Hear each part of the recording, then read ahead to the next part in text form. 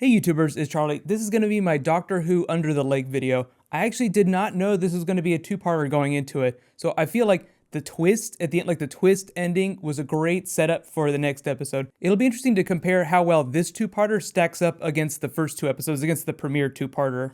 Overall, it was a great episode. I feel like the level of complexity, like the narrative complexity, was a lot greater, so you might not want to show a first-time Doctor Who watcher this episode first, but I feel like for long-time Doctor Who fans, it's a little bit more rewarding, just because the setup and the story are that much more fascinating. Let's dig in though. Careful for spoilers if you haven't seen the episode yet. A new round of the Doctor Who giveaway starts now. All you have to do to enter is be a subscriber and leave a comment on this video. It's just a $20 Amazon gift card.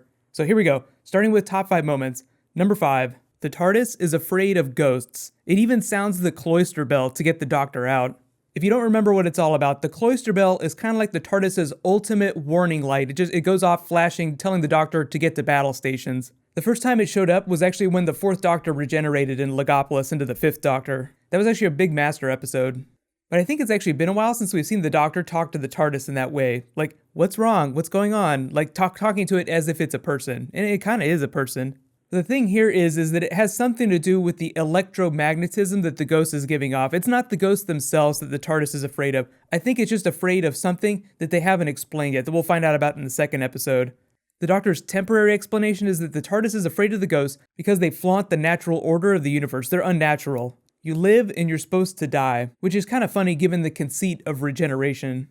On to number 4, the underwater miners know all about the Doctor and all about UNIT, and some of them even fangirl on it just a little bit. I actually kind of like this because, when they meet the Doctor, they're like, oh my god, we know all about you. They didn't have to waste a whole bunch of time with scenes where the Doctor explains who he is, who Time Lords are, how he regenerates, like how it all works. One of them even said he wants to join UNIT, even though he feels like he doesn't have the right stuff. And the way the Doctor treats the deaf crew member is really nice too. Of course I know how to speak sign language. You're the most clever person here whenever I'm not around.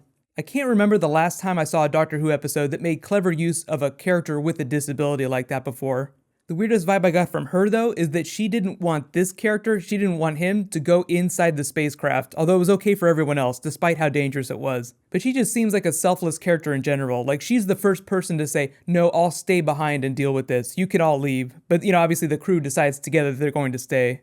And speaking of which, I feel like this is set up for a reveal in the second part of the episode, because for some reason, the ghost left him alone. So either the twist is that he's already a ghost, or he's the alien that's deadlocked inside that case. Somehow he is tied to the people they're looking for. I feel like he's part of the mystery. Which means by default, this deaf crew member might know something that she's not telling everyone else. She might know something about him that she hasn't revealed yet.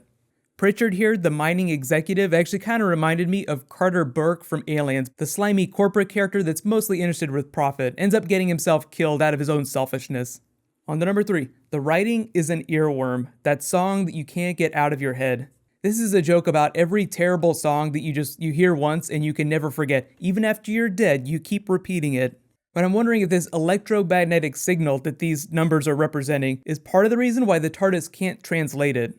The Doctor's still able to figure it out. I mean, they trace this signal back to that stasis pod, which actually looks like it's beaming a distress signal back to where it came from. And part of the mystery is that it's using these ghosts to boost the signal. And maybe you recognized it, but when he was solving the mystery, he has that line, I want to kiss it to death, like he gets really excited. That's actually directly out of the first Series 9 trailer that they posted. On to number 2, the Doctor gets separated from Clara, and the only way to fix the problem is to go back in time to when it all started. Sorry, Clara, TARDIS is afraid of ghosts, can't just beam over to the other side. Leaving Clara behind is now like a thing for Capaldi's Doctor. Don't worry, Clara, I'll be back for you, I'll totally save you, just chill out for a sec. We're gonna go back in time? How do you do that? Extremely well. It's really great setup for the next part, because you're like, oh my god, Claire's left behind, is she gonna die? Will she make it? Will the Doctor be able to save her? Which perfectly dovetails into my number 1 WTF moment. It turns out that the Doctor dies in the past. There's a new ghost. Clara's eyes getting really, really wide kind of telegraphed the reveal, but still, it looks amazing. Capaldi with his eyes blacked out like the other ghosts. What if the Doctor deadlocked himself in that box? So let's see if we can follow this. The Doctor went back in the past, and the twist is that something happened that killed him, and he winds up being a ghost this whole time. But obviously in the teaser for the next episode, we see him going back in time to before the dam burst, and we see Clara communicating with him. So the version of the Doctor that she'll be talking to in the next episode will be from a different time. I like the way they're playing with time travel in the narrative in this.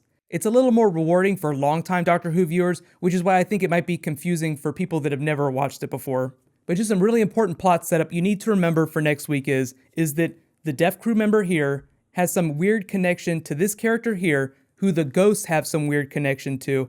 The biggest twist I feel like is going to be the reveal of what's inside that stasis pod. I feel like it's going to be something that we've seen in this episode. Let me know in the comments though, what was your favorite moment from this episode? Who do you think is inside that box? And what do you think that this character's connection is to all this? I feel like it's going to end up being a great episode that just doesn't invoke a lot of classic Who. Like if you're a big fan of Doctor Who referencing classic Who and invoking some of those storylines and tropes, then the premiere is going to be a stronger episode for that kind of stuff. This new episode will just end up being a really great 2-hour Doctor Who story on its own, like having nothing to do with classic Who. Just to talk about classic Who references and Easter eggs, the biggest one really I thought was the cloister bell that the TARDIS sounded, but also the idea that the Doctor is a Shirley Bassey fangirl is kind of funny. I don't think that Shirley Bassey ever actually starred in Doctor Who. I think that was just an offhanded reference. The alien here that was a ghost was a Tivoli. That's actually been in a Doctor Who episode before. There were Tivoli in the God Complex. And it's actually the first time in Series 9 that Psychic Paper shows up. Clara has mentioned working with the Doctor on his apologies. That's kind of been a running theme between the two of them. Like, I'll help you deal with your people skills. But I know it was also kind of like a running joke during Series 8. Clara pretending to be the Doctor, like the Time Lord that almost was. He actually, in this episode, has that nice line where he says, you know, it's like a whole big dimension in here. There's only room for one me. As funny as that is, that's really just the Doctor saying, you know, please don't die. Like, don't go native. Don't turn into a ghost. You can't regenerate like me. That's actually a really interesting idea, too. Remember, we saw the ghost in the mess hall, then we saw his body floating by outside. So if the Doctor died, he would just regenerate. But would that mean that we see this ghost of the Doctor, and then we see a regenerated Doctor walking around too? And I know regeneration in the last episode was a big point of contention too. Like, did Davros siphon off enough regeneration energy that it burned one of the Doctor's lives? My inclination is to think that, yeah, Davros pretty much burned off one of his existing lives. But remember, when Matt Smith regenerated, he got a whole new cycle, so he has plenty of energy to burn.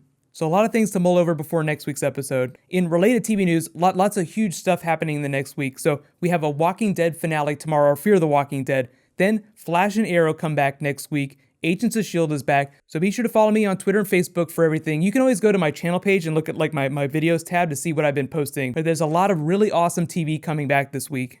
While you guys wait for everything, you can click here to learn all about the Doctor Who spin-off Class that's, I guess, coming at the end of next year. There was a little confusion as to whether it was coming 2016 or 2017. And you can click here to watch all my Arrow and Flash trailer videos. Thank you so much for watching, everybody. Let's high five. I'll see you guys tonight.